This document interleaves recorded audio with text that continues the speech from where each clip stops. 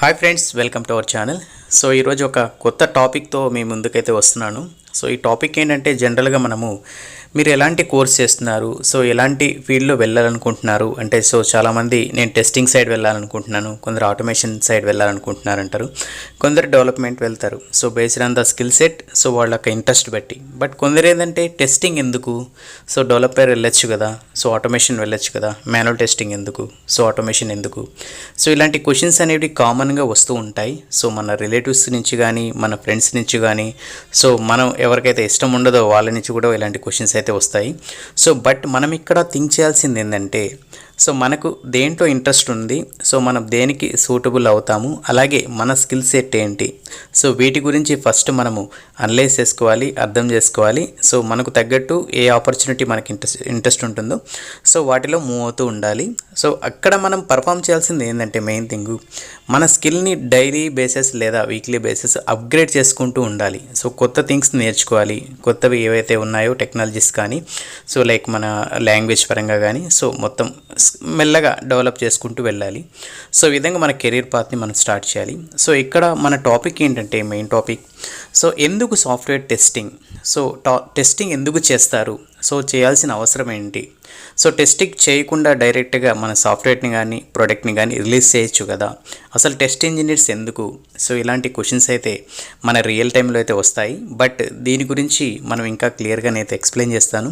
So ఎందుకంటే మనం test engineers కాబట్టి మనం దీని గురించి పూర్తిగా తెలుసుకోవాలి. సో మన రెస్పాన్సిబిలిటీ, అలాగే మనల్ని ఎవరైనా క్వశ్చన్ చేస్తే వాళ్ళు కూడా ఆన్సర్ ఇవ్వాలి కదా. సో అందుకని దీని గురించి మనం క్లియర్గా తెలుసుకుంటే సో మనకి మన ప్రొఫైల్ మీద పరంగా మనకి మంచి బూస్ట్ అయితే ఉంటుంది. సో ఒకసారి దీని గురించి క్లీన్గా మీకు ఎక్స్ప్లెయిన్ చేస్తాను. సో మీకు మంచిగా అర్థమవుతుంది. ఫర్ ఎగ్జాంపుల్ ఇంటర్వ్యూస్లో కూడా అడుగుతారు, అసలు టెస్టింగ్ ఎందుకు చేయాల్సిన అవసరం ఏమిటి అనే క్వశ్చన్స్ కూడా అడుగుతారు మనకి. సో అప్పుడు మనం క్లీన్గా లైక్ ఆన్సర్ ఇవ్వాలి అంటే మనకు కొంచెం కాన్ఫిడెంట్ ఉండాలి. సో ఆ కాన్ఫిడెంట్ అయితే మీకు నేనైతే ఇస్తాను. సో ఈరోజు ఈ వీడియోలో మనం నేర్చుకుందాం. సో వీడియో అయితే స్టార్ట్ చేద్దాం. ఇక్కడ మన క్వశ్చన్ ఏంటంటే, why software testing is important. So software testing అనేది ఎందుకు ఇంపార్టెంట్, అసలు ఎందుకు టెస్ట్ చేయాలి, సో అనే దాని గురించి మనం తెలుసుకుందాం. ఇక్కడ మనం డెఫినేషన్ చూసుకుంటే, software testing is important because of if there is any bugs or errors in the software, it can be identified early and can be solved before delivery of the software product. Next, properly tested software product ensure reliability, security and high performance, which further for results in the time saving, cost effectiveness and customer satisfaction. So ఇది మనకు definition. So ఈ definition ఏదైతే మీరు చూస్తున్నారో so అది మీరు explain చేస్తే so ఆ క్వశ్చన్కి మీరు 100%గా ఆన్సర్ అయితే ఇచ్చినట్టు. సో ఇది జనరల్గా మనకు దీనికి సంబంధించిన డెఫినేషను. ఇంకా రియల్ టైంలో మనకు దీనికి సంబంధించి ఇంకా క్లియర్గా మీకు ఎక్స్ప్లెయిన్ చేస్తాను.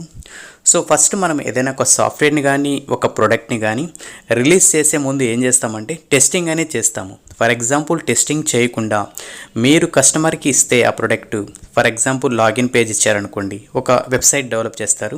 సో వెబ్సైట్లో మీకు కావాల్సినంత ఇన్ఫర్మేషన్ మీరు సెర్చ్ చేసుకోండి, సో మీకు దొరుకుతుంది అంటారు.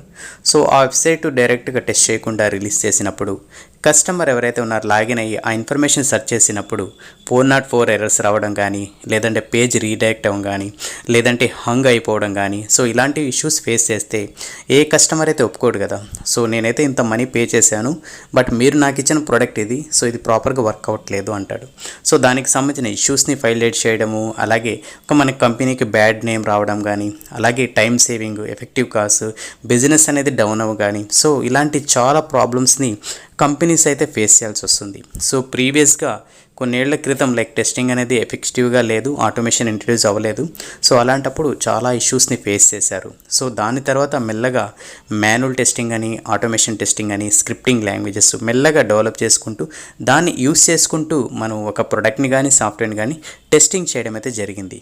సో ఈ టెస్టింగ్ వల్ల ఇంపార్టెన్స్ లైక్ అడ్వాంటేజెస్ ఏంటంటే, ఫర్ ఎగ్జాంపుల్ ఒక ప్రోడక్ట్ని కానీ ఒక అప్లికేషన్ కానీ ఎండ్ టు ఎండ్ మనం టెస్ట్ చేస్తే సో ఎలాంటి ఫంక్షనల్ ఇష్యూస్ ఉండవు, అలాగే పర్ఫార్మెన్స్ ఇష్యూస్ ఉండవు, అలాగే మనకి సెక్యూరిటీ రిలేటెడ్ ఇష్యూస్ అయితే ఉండవు. ఎందుకంటే ఫర్ ఎగ్జాంపుల్ ఒక వ్యాలిడ్ యూజర్తో మీరు ఎంటర్ అవుతారు లాగిన్ పేజ్, అలాగే సేమ్ యూజర్ నేమ్ ఇచ్చేసి పాస్వర్డ్ ఏది ఇచ్చినా లాగిన్ అయిపోయేటట్టు ఉంటే ఇంకా వేరే అతను కూడా మీ అకౌంట్ని యాక్సెస్ చేసే ఛాన్స్ అయితే ఉంటుంది కదా. సో నెక్స్ట్ ఏంటంటే మీ మొబైల్ నెంబర్ తెలిసిందనుకోండి, సో అది ఇచ్చినా కూడా వేరే అతను యాక్సెస్ చేయడానికి ఛాన్స్ అయితే ఉంటుంది. ఇప్పుడు ప్రజెంట్ లేటెస్ట్ టెక్నాలజీస్ ఏంటంటే మనకి ఓటీపీ రావడం కానీ, స్కాన్ చేయడం కానీ, సో ఇలాంటి న్యూ సెక్యూరిటీ రిలేటెడ్ ఫిక్సెస్ అలాగే ఫ్యూచర్స్ అయితే రావడం అయితే జరిగింది. సో ఇప్పుడున్న రోజుల్లో లైక్ హ్యాక్ చేయడము కొంచెం కష్టం, లైక్ హ్యాక్ చేసే ఛాన్స్ అయితే ఉంటుంది, బట్ అది కొంత లిమిట్ అయితే ఉంటుంది. సో ఆల్రెడీ దానికి సంబంధించిన టెస్టింగ్ కానీ security person like related patches కానీ చేస్తున్నారు కాబట్టి ఇప్పుడు ఎలాంటి లైక్ ఇష్యూస్ అయితే ఫేస్ చేయడం లేదు. ఎందుకంటే మనకి ఇంటర్నల్ డొమైన్స్ కూడా ఉంటాయి కాబట్టి అనాథరైజర్ పర్సన్ ఎంటర్ అవ్వగానే ఆటోమేటిక్గా మనకి అలర్ట్ రావడం కానీ ఒక మెయిల్ జనరేట్ అవ్వడం కానీ జరుగుతుంది. కాబట్టి ఇలాంటి ఇష్యూస్ అన్నీ ఫేస్ చేయట్లేదు, ఎందుకంటే మన టెక్నాలజీ అంత డెవలప్ అయింది. ఇంకోటి టెస్టింగ్ జాబ్స్కి సంబంధించి సో చాలామంది లైక్ టెస్టర్ ఇంకా ఇప్పుడు ప్రస్తుతానికి అయితే అవసరం లేదు, లైక్ డెవలపర్సే చూసుకుంటారు, యూనిట్ టెస్టింగ్ చేసుకుంటే సరిపోద్ది కదా అనుకుంటే, ఫర్ ఎగ్జాంపుల్ డెవలపర్స్ యొక్క మైండ్ సెట్ ఏంటి, అప్లికేషన్ని డెవలప్ చేయడం వరకే ఉంటుంది అంతే తన mind set. Just application work అవుతుందా లేదా చూడగలుగుతారు, కానీ ఎండ్ టు ఎండ్ లైక్ దాన్ని బ్రేక్ చేసే విధంగా టెస్ట్ చేయడం అనేది డెవలపర్ యొక్క రోల్ కాదు, తన యొక్క మైండ్ సెట్ కూడా అలా ఉండదు.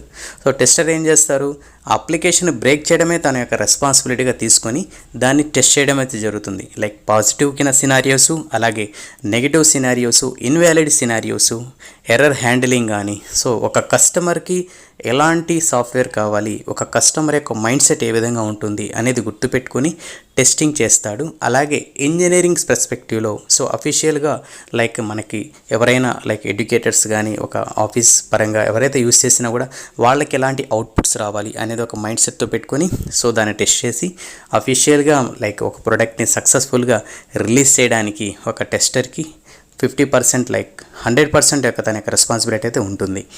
ఎందుకంటే డెవలపర్ ఎంత ఇంపార్టెంట్, టెస్టర్ కూడా అంత ఇంపార్టెంట్ కాబట్టి సో అందుకని మనము దీని గురించి తెలుసుకుంటున్నాం. సో నెక్స్ట్ లైక్ ఇన్ఫర్మేషన్ ఏంటంటే ఇక్కడ మనం చూసుకుంటే what is the need of testing.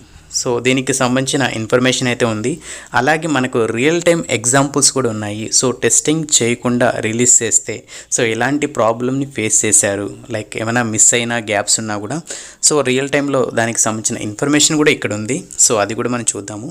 Testing is important because software bugs could be expensive or even dangerous. Software bugs can be potentially cause monetary and human loss and history is full of such examples. So ఇక్కడ మనకి దీనికి తెలిసి హిస్టరీలో మనకు చాలా real time examples కూడా ఇక్కడ update చేయడం అయితే జరిగింది. సో ఎలాంటి ప్రాబ్లమ్స్ ఫేస్ చేశారంటే some of Amazon third party retails their product price is reduced due to 1 paisa software glitch. So software bug వల్ల వాళ్ళ యొక్క ప్రొడక్ట్ ప్రైస్ని 1 పైసాకి తగ్గించి లైక్ 1 పైసాతో అవైలబుల్ అయ్యేటట్టుగా ఆ గ్లిచ్ ఇష్యూ వల్ల వాళ్ళ ప్రోడక్ట్ అయితే ఆన్లైన్లో ఉన్నింది. సో దీనివల్ల చాలామంది కస్టమర్స్ లైక్ ఆన్లైన్లో బుక్ చేసుకొని సో ఆర్డర్స్ని వాళ్ళు రిసీవ్ చేసుకోవడం అయితే జరిగింది జస్ట్ 1 పైసాతో. ఎందుకంటే ఒక small glitch issue. So glitch issue అంటే లైక్ ఇది రీప్రొడ్యూస్ కొన్నిసార్లు అవ్వచ్చు, అవ్వకపోవచ్చు, కొన్ని ఎన్విరాన్మెంట్లో అవుతుంది, లేక కొన్ని నెగిటివ్ సినారియోస్లో కూడా అయ్యే ఛాన్స్ అయితే ఉంటుంది. సో బ్యాక్ రావడం, ఫ్రంట్ పోవడం, అంటే రెడ్యూస్ చేయడము, ప్రైస్ తగ్గించడం, సో ఇలాంటి ఇష్యూస్ వల్ల ఇలాంటి ప్రొడక్ట్ రిలేటెడ్ ఇష్యూస్ అయితే మనం ఫేస్ చేయడం అయితే జరుగుతుంది. సో దానివల్ల కంపెనీకి చాలా లాస్ అయ్యింది అని అంటూ ఇక్కడ ఎగ్జాంపుల్గా అప్డేట్ చేయడం అయితే జరిగింది. Next one, in April of 1999, a software bug caused the failure of 1.2 billion military satellite launch, the costliest accident in history. So ఒక బగ్ వల్ల జస్ట్ ఇంత ఇంపాక్ట్ అయితే జరిగింది చూసారా. సో ఇంత లైక్ ఇలాంటి ప్రాబ్లమ్స్ని వాళ్ళు previous like 20 years back, 30 years back ఇలాంటి ప్రాబ్లమ్స్ వాళ్ళు ఫేస్ చేశారు. సో నెక్స్ట్ వన్ చూసుకుంటే in May of 1996 a software bug caused the bank account of 823 customers of major US bank to be credited with $920 million. So ఒక bug వల్ల so కస్టమర్స్కి $920 million అనేది వాళ్ళకి credit అవ్వడం అయితే జరిగింది. సో దీనివల్ల బ్యాంక్ లాస్, అలాగే ఎవరైతే కస్టమర్స్ ఉన్నారో వాళ్ళు కూడా లైక్ చాలా ఇబ్బందులు, చాలా ప్రాబ్లమ్స్ ఫేస్ చేయాల్సి వస్తుంది. ఎందుకంటే మీకు ఎక్కడి నుంచి వచ్చిందని మనీ వాళ్ళని క్వశ్చన్ చేస్తే వాళ్ళు మాత్రం ఏం చెప్తారు, సో డ్యూ టు ఒక స్మాల్ సాఫ్ట్వేర్ బగ్ వల్ల మనం ఇలాంటి ప్రాబ్లమ్స్ ఫేస్ చేయడం అయితే జరుగుతుంది. లైక్ 2 years బ్యాక్ సో ఒక బ్యాంక్లో సేమ్ ఒక పర్సన్కి సో ఇన్ని కోట్లని వాళ్ళ అకౌంట్లో క్రెడిట్ అవ్వడం అయితే జరిగింది. సో వితిన్ లైక్ 24 అవర్స్లో ఏమో మళ్ళీ ఆ పర్సన్ యొక్క అకౌంట్ డైరెక్ట్గా మళ్ళీ రిటర్న్ అయితే చేసుకోవడం అయితే జరిగింది. ఆ మనీని రిటర్న్ పాలసీ లైక్ మళ్ళీ సేమ్ మనీని మళ్ళీ బ్యాక్ టు బ్యాంక్ తెచ్చుకోవడం అయితే జరిగింది. సో డ్యూ టు ఒక సాఫ్ట్వేర్ చిన్న బగ్ వల్ల అనుకుంటా. సో లైక్ ఇది మన ఇండియాలోనే జరిగింది, బట్ ప్లేస్ అయితే గుర్తులేదు. సో జస్ట్ ఒక స్మాల్ బగ్ వల్ల సో ఆ సాఫ్ట్వేర్లో లైక్ ఒక పర్సన్ డైరెక్ట్గా ఇన్ని కోట్లు సడన్గా పడితే తనే షాక్ అయిపోయాడు. సో ఇంత మనీ నా దాంట్లో ఎలా వచ్చిందని చెప్పి టెక్స్ట్ మెసేజ్ చూసుకుంటే సో తనైతే మళ్ళీ ఆ బ్యాంక్ని కన్సల్ట్ అయితే సో స్మాల్ ప్రాబ్లం వల్ల ఈ మనీ క్రెడిట్ అవ్వడైతే జరిగింది. సో ఆటోమేటిక్గా మేము లైక్ మీ అకౌంట్ నుంచి మళ్ళీ డెబిట్ చేసుకుంటాము అని చెప్పి ఒక అప్డేట్ అయితే ఇవ్వడం అయితే జరిగింది. సో ఇలాంటి ప్రాబ్లమ్స్ అన్నీ జస్ట్ ఒక స్మాల్ సాఫ్ట్వేర్ బగ్ వల్ల మనం ఇంత ఇంపాక్ట్ అయితే ఉంటుంది బిజినెస్ పరంగా కానీ లైక్ ఎనీ ఆర్గనైజేషన్ పరంగా కానీ. సో అందుకని టెస్ట్ ఇంజనీర్ అతను చాలా ఇంపార్టెంట్. సో అందుకనే మనం ఏ ఫీల్డ్లో ఉన్నామనేది కాదు ఇంపార్టెంట్.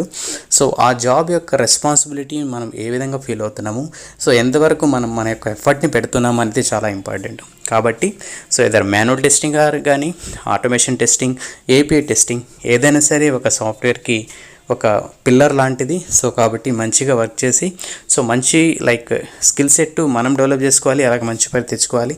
సో మన యొక్క శాలరీ తీసుకున్నాం కాబట్టి సో మన సైడ్ నుంచి మనం 100% ఇస్తే so everything like working fine అన్నట్టు సో అంత మంచిగా అయితే ఉంటుంది. సో ఇది ఫ్రెండ్స్ ఈరోజు టాపిక్. సో ఈ టాపిక్ మీకు యూజ్ అవుతుందని అలాగే నచ్చిందని అనుకుంటున్నాను. సో నచ్చితే జస్ట్ ఒక లైక్ చేయండి, అలాగే మీ ఫ్రెండ్స్ ఎవరైనా ఉంటే వాళ్ళకు కూడా షేర్ చేయండి. సో మీ సపోర్ట్ ఉండాలని కోరుకుంటున్నాను. సో నెక్స్ట్ ఇంపార్టెంట్ టాపిక్తో మళ్ళీ కలుద్దాం. అంతవరకు keep smiling, have a nice day.